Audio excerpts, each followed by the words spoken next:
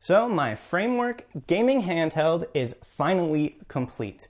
And there were a lot of bumps in the road to get this thing built, but I am very happy with it. I'm very impressed with its performance, and I think you guys will be too. In this video, I want to go over the whole project from start to finish, as well as start with some of the comments and advice that you guys left in the previous video. Real quick, if you haven't seen the previous video, I recommend watching that first. It'll help with a lot of the context in this video, but I guess you don't have to. You do you.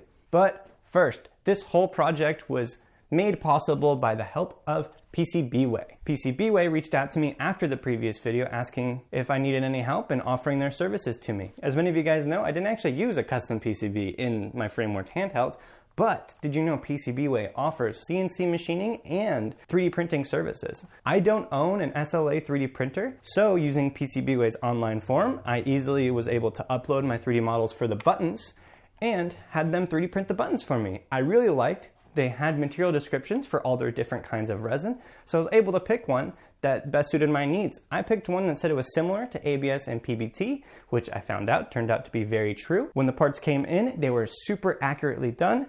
They're very smooth. This is their raw form. I didn't actually sand or paint them. I found I didn't need to. They turned out great and they feel good in the hands, so thank you, PCBway, for helping out with the project. Now back to the video. Many people commented about the embedded DisplayPort on the framework motherboard, and with good reason. It's called an EDP connector as well, so let's go back in time to previous Thomas to talk about that. So I received a lot of comments about this connector on the board, and this is called an EDP connector. And I think there was a lot of good points made in the comments, and you guys were right that I was so quick to sort of disregard it. But it is worth describing a little bit and the why I did, but also you guys did kind of push me to look back into it, so we'll talk about what I found. But EDP itself is a display standard. It's one of the many VESA display standards that you find internally on a lot of laptops. The issue with EDP, even though it's a standard, the connectors are not always standard, especially Red Fruit Company. Even between generations of laptops, they have different EDP connectors. It's a whole issue.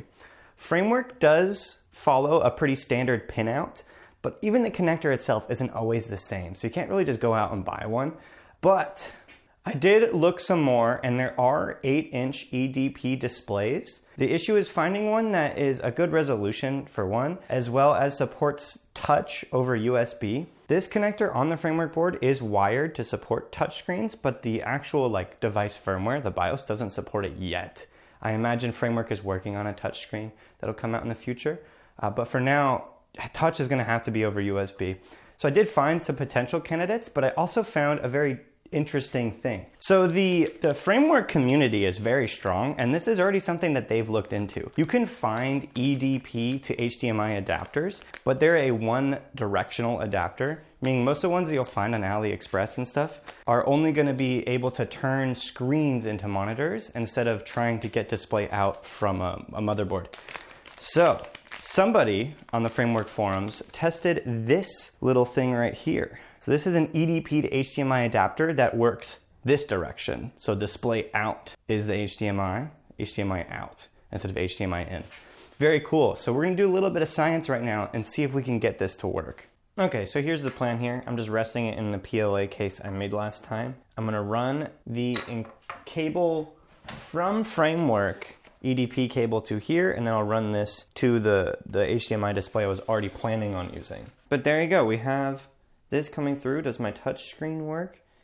It does. Okay. But here's the thing. This does all work, but I'm not going to use it. Yeah, this whole process here will save me a USB port that I could use for other things. That being said, yeah, I'm not going to use this. One of the reasons is because this board is so big, I did not actually plan for it initially when I was designing the case. I don't really have room for it anywhere. Also, this board is $45. If someone wants to recreate this project as is, I would kind of recommend against that. That's really expensive. But what I am going to do is hold on to this because I want to do another iteration of this that'll probably be even a little bit bigger. I want to do the 9-inch screen, and maybe I'll use the board for that. But for now, this will go back in its box. But it's really cool to know that it works. Holy shit, I just did something really bad. When I was putting this down, it rested against the computer, and it just fucking burned.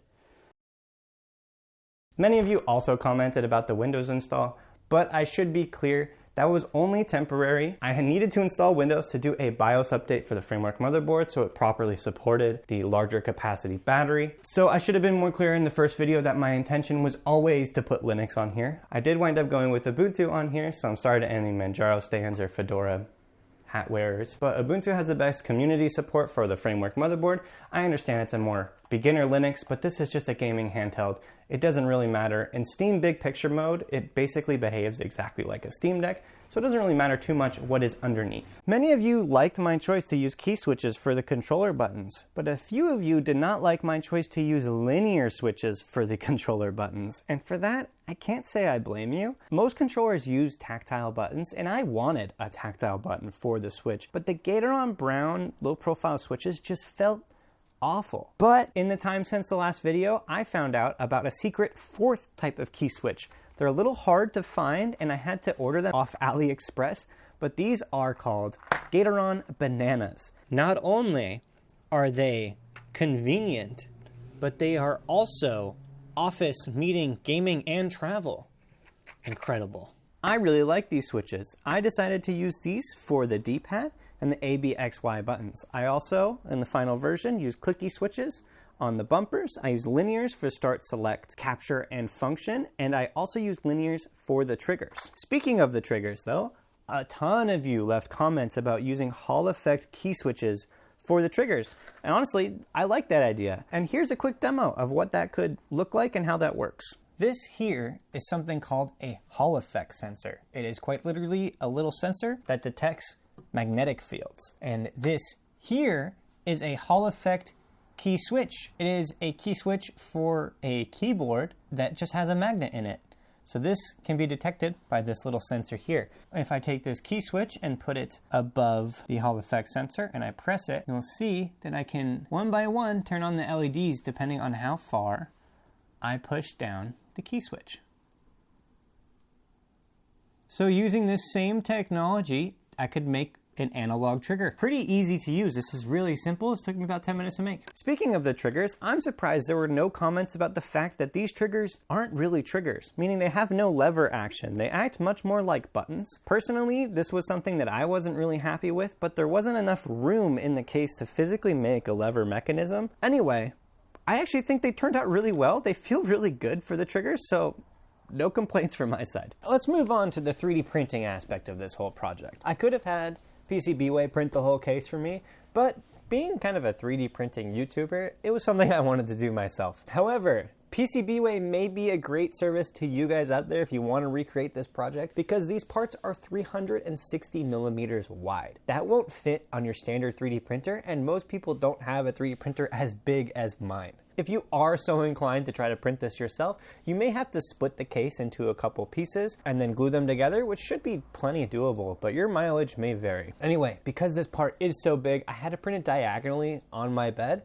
and it should be printed in this orientation. This is to help make sure you keep a lot of the ergonomics and smoothness of the controller aspect, as well as this was kind of just the easiest way to print it without, you know, a billion supports. I tried to design it to be as printable as possible, hence a lot of these rounded areas. That was just to minimize the supports needed. These parts also need to be printed in filament that can handle higher temperatures. Some people suggested using PETG, which maybe will work, but I prefer using ABS because of its higher thermal resistance than even PETG. I actually wound up printing it in something called ABS Pro by FlashForge, which is similar to a filament like ABS Plus from eSun. But all of these ABS improvement filaments come with some caveats.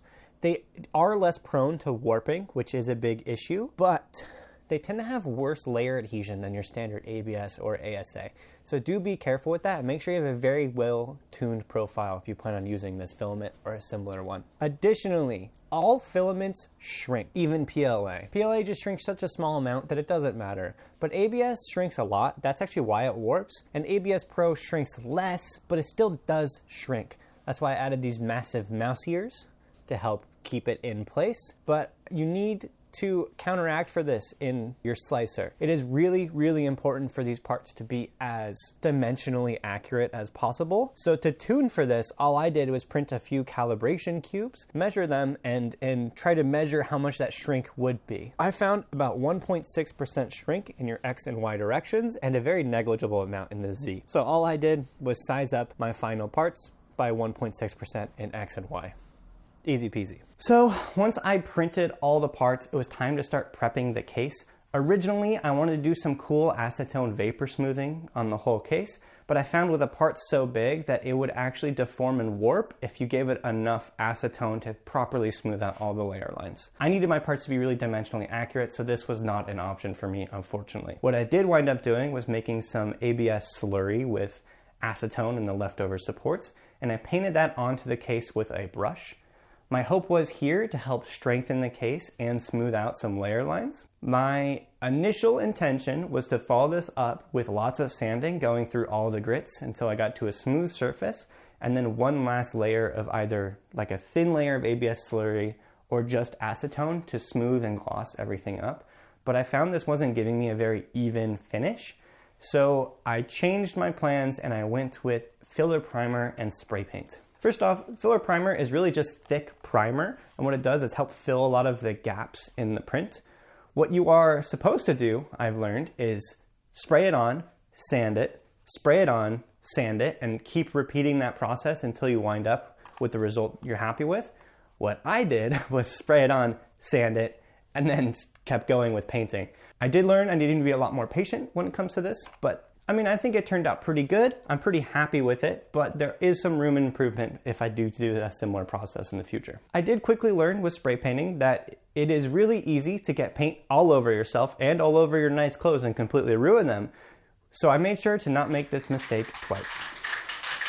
After the painting part, I used a matte clear coat to help hide a lot of my mistakes, as well as I use a clear coat that is UV resistant, which is important because ABS plastic is not UV resistant.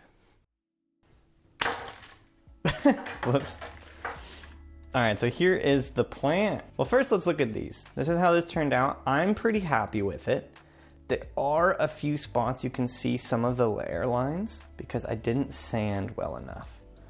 Right on the top, it was just hard. I'm not very experienced with finishing, but I think this turned out pretty good. And it feels good. This is a matte cover. I did have some problems with dust while painting. And here is the back. Something that happened right here while I was working on it is a big piece of dust fell on it.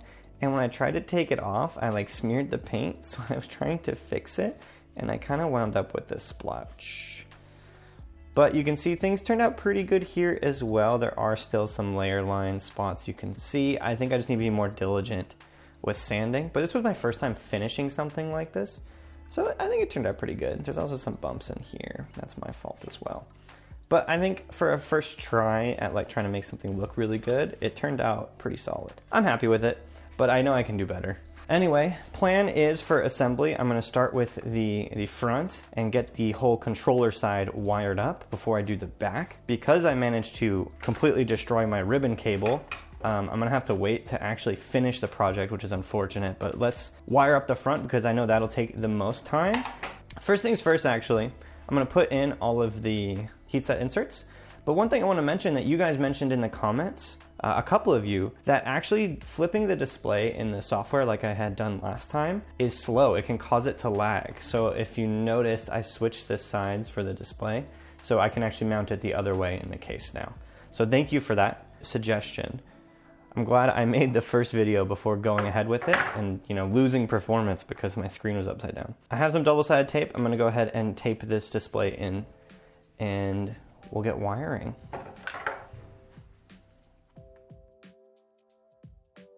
Honestly, you know what? This isn't working. This stuff's not great. I'm gonna use some hot glue. So I'm going to just go over very carefully with the hot glue gun and I'm gonna glue the screen into place with it. So I did manage to crack the case ever so slightly. You can't even see it anymore, but it was down here when I was putting the screen in. I think the paint added some thickness on the inside. So when I pushed the screen in, it just pushed right there and just sort of split it. So what I'm gonna do very quickly is just paint on. I still have some of this acetone slurry left over. I'm just gonna kind of paint some on the inside there, just to make sure it, you know, that crack can't like propagate anywhere. And I guess while I'm at it, I can just add some on the inside of the curves here.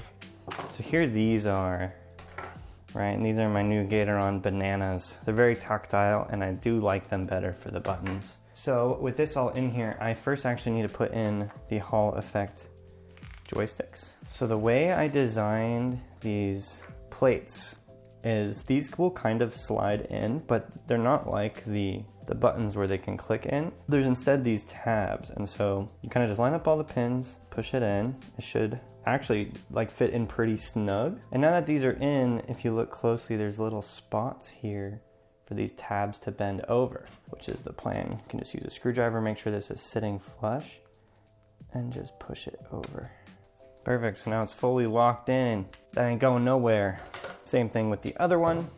So next thing is to mount it all in place. But to make my life easier, right? When I go, this is gonna be hard to wire.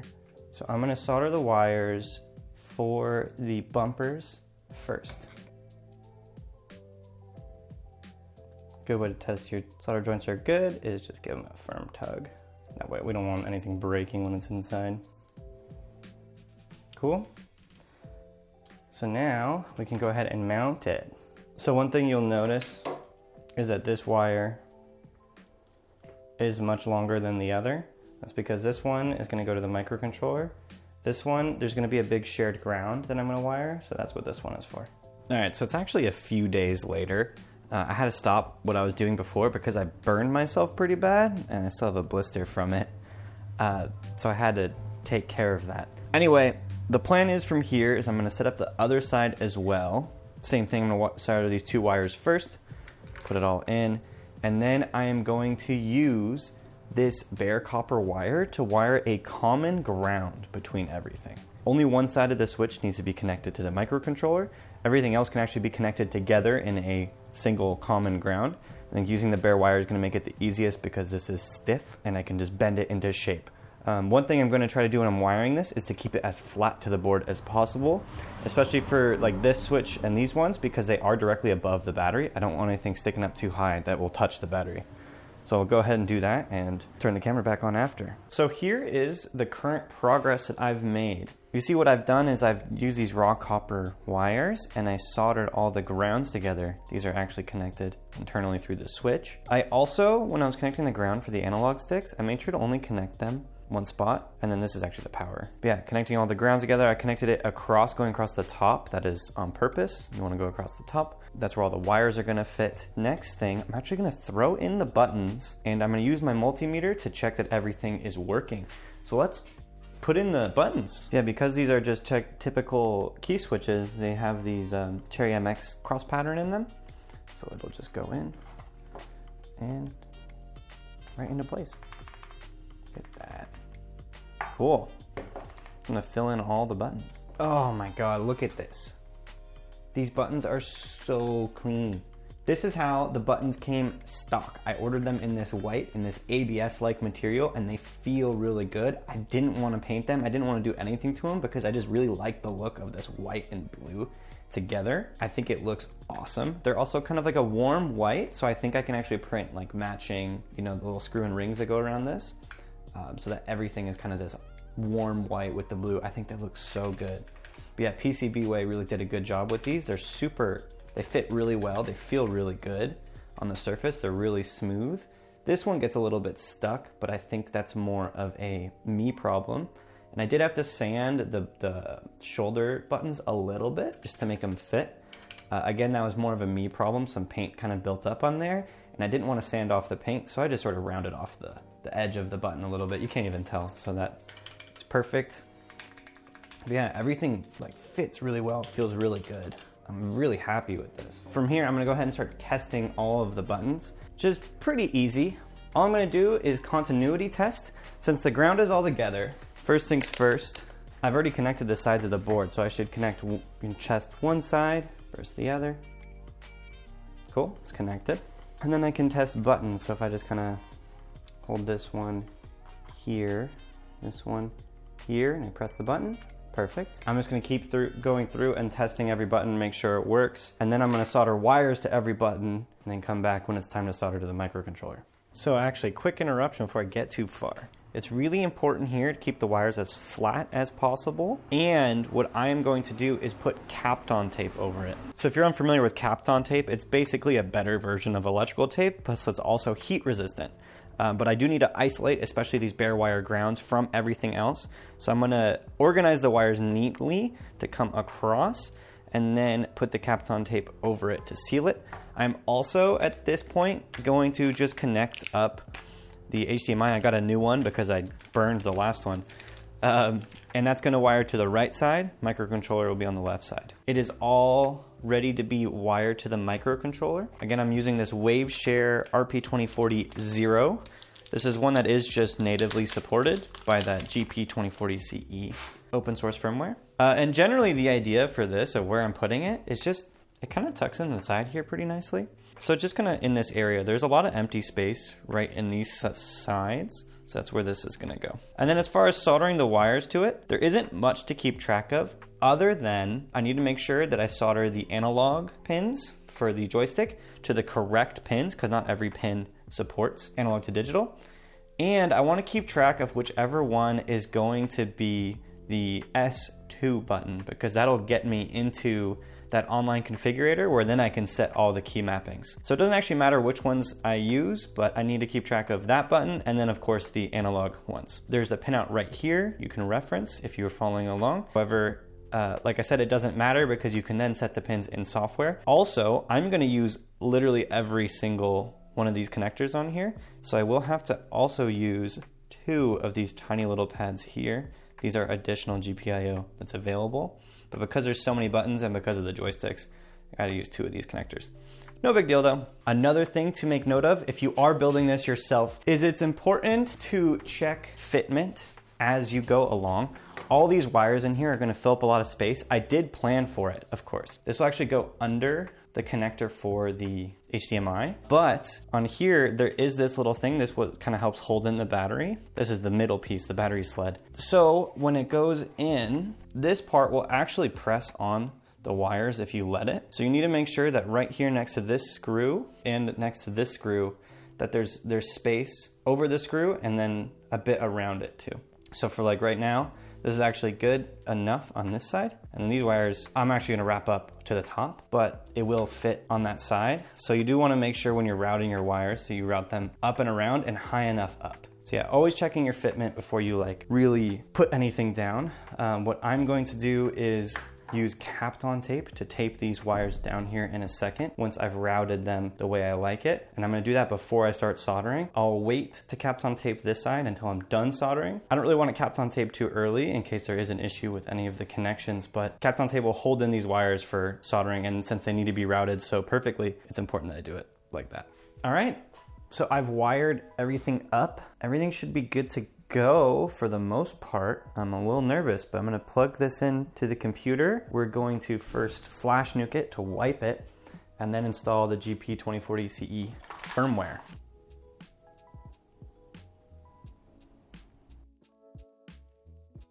Okay, I finally got it working. There was a few things wrong. For one, for whatever reason, pad number 8 on here was like shorted and it just wasn't working right. So I soldered that wire to a different one. Another issue was I should have gone in here and set up the joysticks first because it kept thinking data coming from the joysticks were buttons. So it was like fucking with the map buttons thing. And then I learned something new with these Hall effect joysticks. This yellow one does not have the same pinout as the black one. So the black one is flipped, it's reversed. So I fried this one. Luckily, I had some left over. They're actually the ones for the PS5, which instead of a yellow and a black one, it only has the yellow one, or orange or whatever. So they have the same pin out on both. So I wired that up and it is working now. So I'm gonna use a little bit of hot glue to situate this down. And there will be a little bit more soldering left, but it is starting to be time to go ahead and assemble. First, Kapton tape all the wires down, make it nice and neat. Hot glue this to protect all the connections and to secure it in place. And then I'll start putting everything in, getting exciting. Oh, and actually one more thing. For ease of use, for me, I plan on being able to reset this to turn it on and off, you know, easily. So I'm gonna wire buttons for the reset in parallel with buttons that'll fit up at the top of this. So that'll actually be, because the battery sits like this, it'll be on this side. So just a couple short wires I'm gonna wire real quick. I'm not gonna wire the button until I get to that point, but I'm gonna pre-solder a couple wires about that long. Oh man. Not the neatest, but it does fit with everything. And so, honestly, that means we can keep going. I'm gonna put this up here, and it's time to start assembling the bottom. So the plan is here to actually put the motherboard in first. I'm gonna put the speakers in afterwards. I did redesign how we're gonna install those. So motherboard, we're gonna pre-install this, and that will slide in there, and it should be supported pretty good by that. And then with this, I use some of the ABS slurry to kind of just glue these on. Makes my life easier. You know what, one thing I actually do want to pre-install. I did make a change from the last video. I'm not gonna use this Anchor USB Type-C to HDMI adapter. Instead, I actually got the framework one that's like the actual expansion card because it's so small. I really, you know, don't have much space to work with, even with how big the case is and how much space I'm taking with all the wires, but there just really wasn't a lot to work with. So this tiny little thing, right, it can slide in there and it'll be able to work pretty well. The way you take it apart is you just unscrew these screws and then you should be able to kind of push it in and slide it up. Boom, boom. And then there were no other screws, I think. I don't know. I have already taken it apart before. And what I will do from here is install the 90-degree HDMI adapter. Some of you may be thinking, why didn't I install it on this side? Well, that's because this sits too close to the screen that the 90-degree didn't actually fit in there. So the 90-degree will go in here and that'll have the straight one. Now, if you do buy this same thing, it doesn't actually matter which 90-degree left or right you get because Type-C is reversible. So this just fits in the way it does, and then I'll install the Type-C the way I can. And if you notice, there's a cutout here just to help it fit. It's like the only asymmetrical thing. Cool. All right, well then, that settles that. I'll go ahead and screw this down. Motherboard is installed. One thing I will do real quick, these are little 6mm push buttons. One is going to be power for the device. One will be the reset for the controller. So these actually just should fit in here. And then you'll see the little legs sticking out, and we'll solder to those later. And now for an interesting part. I do have to put in one more heatset insert for the Wi-Fi chip. I'm actually gonna do a couple more heatset inserts for the speakers. So let me talk about these. I had been trying to think of a way to install them, and honestly the best way to go about it would be to install the battery first, which would make it nearly impossible to get them in there. Someone in the comments had mentioned putting heatset inserts straight into the speakers, and you probably could, and I think that would be fine. But these have little rubber grommets on them, probably to help with isolating sounds, and so I figured probably should try to keep that if I can. So I made these tiny little brackets that you'll heatset insert in. They'll kind of like lock into place here, and then you can slide it in and throw the screws through, because it'll be pretty easy to just kind of put them in like that and then put the screws through. So we'll put the heatset inserts into these and into here, and then we'll finish installing things. Next thing is I'm going to install the Wi-Fi chip. This is the one that, you know, comes with it, and I'll show you kind of how I plan on just sort of sticking that down. It's installed. Next step is actually the battery, but we're going to do something first. I did get a few comments from some of you guys about heat concerns, because of course it's a laptop and laptops do get very hot and heat would damage the battery. Don't worry, this was always part of the plan. Even though it's sitting on ABS, which is good enough to handle that kind of heat, the heat will come through the ABS and will heat the battery, which is something we don't want. My solution is actually something I've already been using, which is Kapton tape.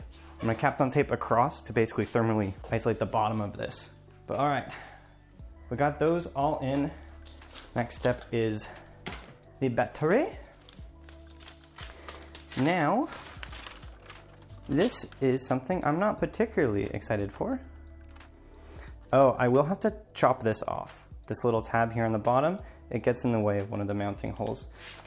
So this will have to go.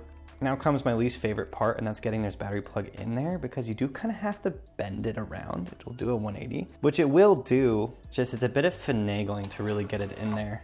To push evenly on both sides of the connector. The connector's in there. Kind of push that up. It slides down in there. And there you go, battery installed. And yeah, the battery is upside down, and that's just the way it is. Then from there, you can put in the battery screws. These will just self-thread into the plastic.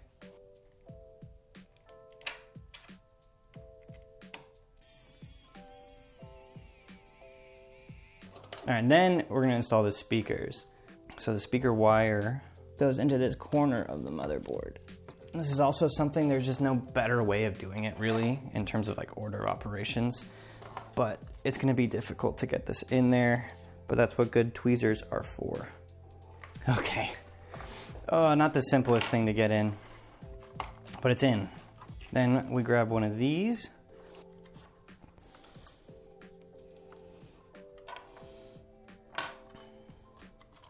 Going with 8mm M3, whatever these ones are called. Not button heads, but the other ones. All right, that's one speaker in. Now, with this being so close, this wire is a little questionable now, but it should still be fine. It can kind of tuck into that little nook. It'll face down like this. I'll organize the wire after screwing it in. Be that same thing. This kind of lines up just like that. Speakers are now firmly installed in the bottom, and ideally they now have like a little bit of a damper because I was able to keep the little rubber grommets in there. I'll use a small piece of Kapton to manage this one wire. Real quick, I'll install this first. This has sticky stuff on it, so I'm literally just gonna kind of stick it onto here. I wired this up here, just real simple. Just stuck it down like this, and boom, boom. Easy peasy. Next thing, I want to see if I can actually make my own. If I can actually make my own Type-C cable. So I have these little connectors somewhere. They're all right here. The issue is that Type-C has these things called the CC pins, and this isn't actually connecting the CC pins on either side. It's only connecting D plus D minus on either side. So I think this may work, but it definitely is against the USB standard, but we don't care about those guys. They're nerds anyway.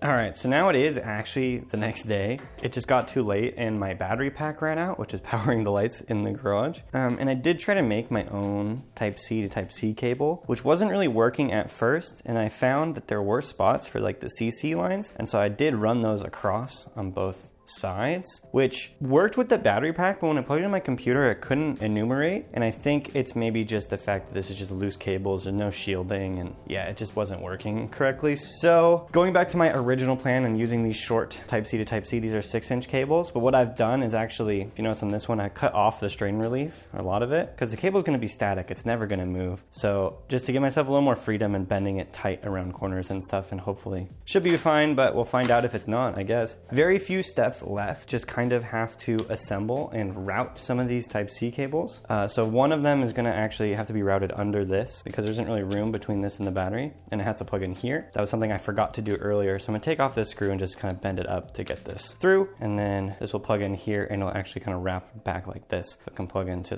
the motherboard, because the USB Type-C connectors will be here. And then it's just final assembly stuff. I'll get going on that. I'm gonna double check the controller is working correctly now that I've glued it down and everything before I go too far, so awesome. Okay, so I completely forgot about something altogether, which maybe some of you noticed and are screaming at the top of your lungs, or maybe not, but there is a small switch inside on the motherboard that's a chassis intrusion switch, and that's what makes it flash red all the time. So people, when they're doing projects with the Framework motherboard, they will usually tape that switch down so you don't get that flashing red. I forgot to do that. I do have slight access to it, kind of diagonally here. I want to see if I can take out these screws and bend it up a bit and tape it down, but do make sure you do that before you install it, especially once you install the battery here. This thing gets much harder to take apart. I think I did it. It may eventually come unstuck, which would be unfortunate, but yeah, if you're recreating this project, don't do that. Additionally, This wire situation I'm not particularly happy about, especially because there's not a lot of room to plug in the wires here, especially in this upper plug. So if you are going to recreate it, definitely go the route of making your own Type-C cables with the headers, but just do a little more research than I did and do it correctly. But from here, it's time to do the last bit of soldering, actually. How I organized this all to get put together was you would face it together like this. And then I'm also going to put in this bracket to hold in the screen. This goes in just like this. These wires will actually go above the bracket. All the other wires will go below. To screw this in, I can use the M 2.5 screws that came with this screen. You know what's annoying? Is this came with exactly one too few screws. Well, whatever, the bracket's in place. All right, last bit of soldering. So I need to solder the power switch, which is this switch here, and then the reset switch for the controller, which is this one here. Perfect. It's connected. So because I burned that one, I'm gonna put a thin strip of Kapton on the edge of this cable. I know it'll make it a bit stiffer, but just for my own sanity, I don't know like what was exposed from the ribbon cable that made it short and burn, but it scared me. All right, I got the ribbon cable hooked up with some Kapton tape on it. Many of you told me before there's a bug with some of the old framework motherboards. This is the 11th Gen 1. Once you've disconnected the battery, it needs to be connected to power before it'll ever let you boot. So even though the battery is connected, I'm going to plug in power just from my battery bank. It's one of those ones that can charge a laptop. Plug that in there. Then I'm going to tap the battery button. Oh, there you go, it's booting. Touchscreen won't work this way, but it is booting. It is basically the final assembly time. I poked through all of the screws already and put their standoffs on them. I'm gonna fold it over, plug everything in, organize the wires a little bit, and yeah, that'll basically be it. And there I was done. Or so I thought. All right, so it's actually been a few days since I completed it, but I keep having this problem that the operating system keeps getting corrupted. So I think it's one of two things. Well, one, I think my SSD is bad. It was just one I had laying around from a long time ago. I think it's struggling. Also, I keep having that bug with the 11th Gen framework motherboard where it won't boot when the RTC battery is low, like the BIOS battery. So I have a replacement BIOS battery and I have a replacement SSD. So I'm gonna go ahead and install that. But if you remember, their motherboard is below the battery. So I'm gonna film this and I really hope I don't break it because in true Linus Tech Tip fashion, I already did drop it and cracked it. I mean, luckily this is mostly superficial. Like it still holds together fine, but I'm not happy about that. Anyway, it's time to take it apart.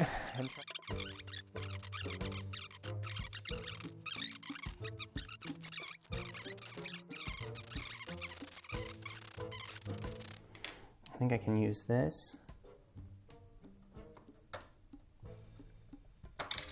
All right, there you go. Button cell is removed. I'm going to install this.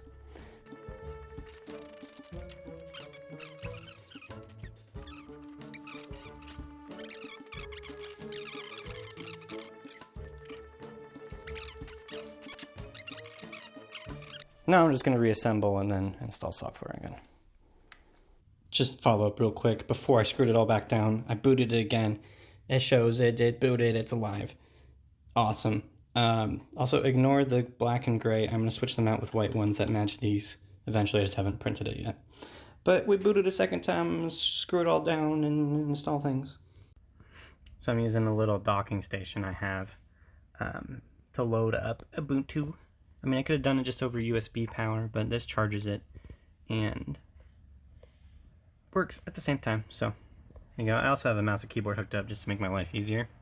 But Ubuntu does have on-screen keyboard and stuff if I need it. But this is kind of the limitation of only having one USB port. Now we're all set up and installing. Everything's working. But I'm Etherneted in just to make this faster. This is my third time doing this, so hopefully third time's the charm.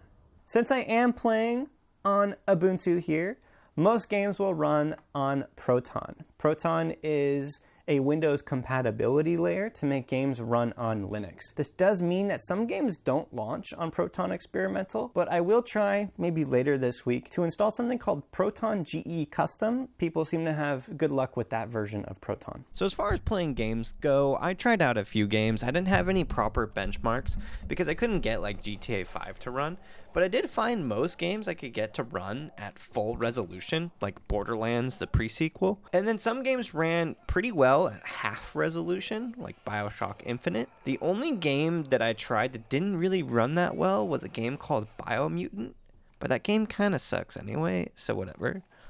Mostly, I was really impressed with how good it was at running Crab Souls, or Another Crab's Treasure. But I've just been gaming on that one. That's been my go-to so far on the device. I've just been playing so much Crab Souls. It's been awesome fun. If you do want some numbers to kind of validate how it's playing, this is Doom running at full resolution, low graphics. It hovers anywhere between 30 and 40 FPS. It's not amazing, but it's most certainly playable. Things like Wolfenstein run really well. Portal 2, of course, runs really well. And I think what's going to impress you guys the most is here I am playing Super Mario Odyssey. It runs nearly full speed. There are a couple slowdowns, but otherwise, it feels kind of like it does on the Switch. Couple more highlight moments. Using the tool, you can easily switch out to that octagon shape. So it makes it perfect for GameCube emulation for me. Playing some Wind Waker, playing some Super Mario Sunshine. It's been awesome. I am very happy. So obviously, I'm very happy with how everything turned out. And more importantly, I feel like I learned a lot. I learned a lot about display standards. I learned a lot about key switches. I learned a lot about painting. I learned a lot in general, and these are things I'm going to take forward with me as I iterate this project. Design and engineering to me are iterative processes, meaning you're going to keep doing them over and over again until you find a result you're happy with. I'm the kind of person to never actually be happy with my final results, but I do feel like this project has plenty of room for improvement, and it's only about 80% of the way there to, I'd say like my minimum requirement. So real quick, let's go over some of the things that I really do like about this and some of the things that I plan on changing and, don't necessarily like too much. First things first, I think it looks sick. I think it actually feels very comfortable, and I like using it. Performance-wise, it's fairly impressive, and the thermals are really low. The buttons feel great. I do wish they were maybe just the slightest bit stiffer.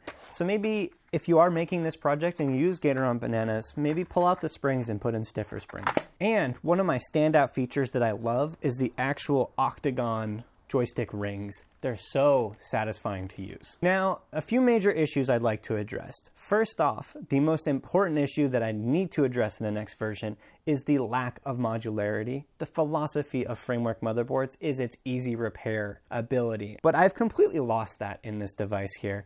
There's no easy way to access the internals, as I learned before when I needed to replace the SSD.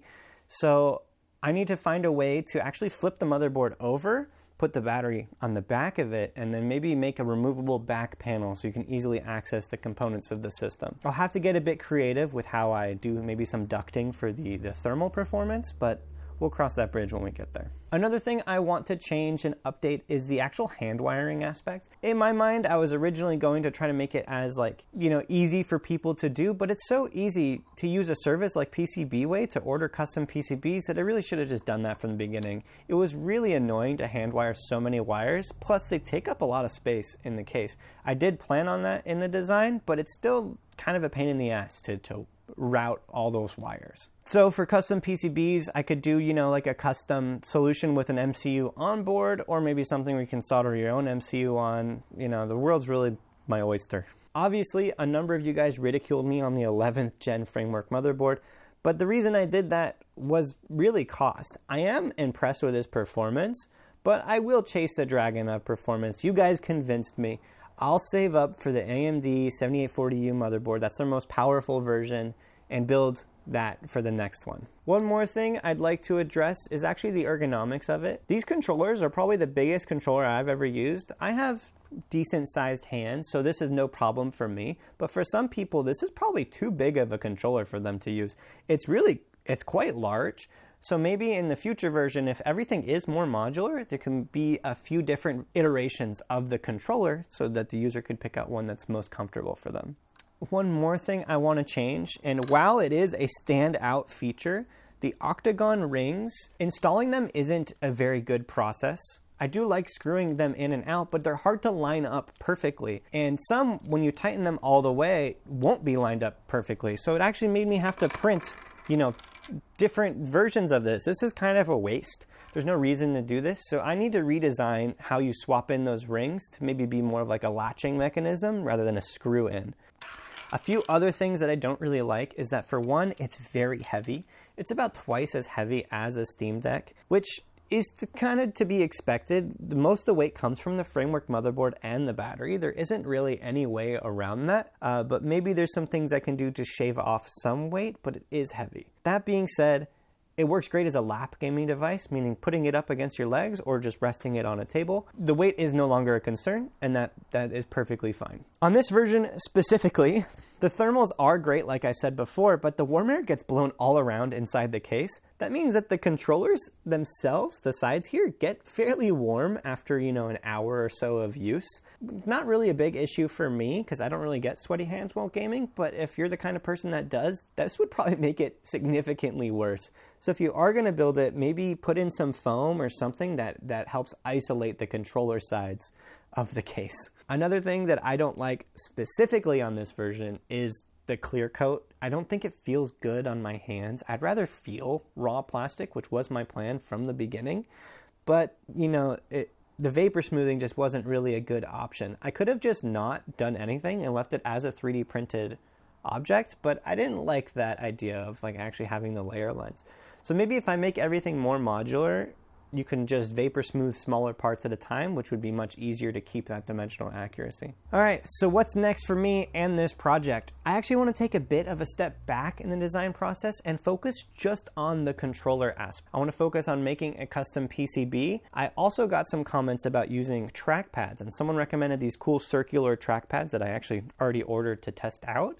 And I want to see if I can incorporate them into the controller like the Steamdeck has. It has those 2 trackpads on either side. So if I can make a controller with those using a split PCB, it'd be really easy to break that PCB in half and incorporate it back into a framework handheld. And if I keep this sort of thing up, soon enough, there'll be a whole 3D printed technology product line in the Tommy B extended universe. I already have a few videos that I'm sitting on, and when it comes to some 3D printed stuff, so stay tuned for that, and there'll soon enough be tons and tons of things. All right, so that brings us to the end of the video. Thank you guys for watching, but I want to end the video on a very important note. I got a few comments on the last video asking if I would sell my 3D models for this project. The answer to that question will be, and always will be, no. The philosophy of my channel is to always be open source whenever I can. So that means there is a link in the description below to all of the 3D models as well as the Fusion 360 project. I am fully okay with people taking my models and editing them and selling them, doing whatever you want with them. That is how my channel is run. I do not plan on making any money from anything that I make. My channel is now monetized. I will be using that to help fund these projects. But I won't be selling anything myself other than maybe merch one day, who knows. So, take my project files, do whatever you want with them. That will be the case for most all of my future videos as long as they're products that I am making for myself. I am just doing this for fun. I just want you guys to do whatever you want with my things, and I would love to see it. So, thank you guys for watching, and let me know what you think about the project or anything else that's on your mind. Thank you again for watching, and thank you again to PCBway for helping out. Goodbye. Not mid, get the nades in. This is tough mid take.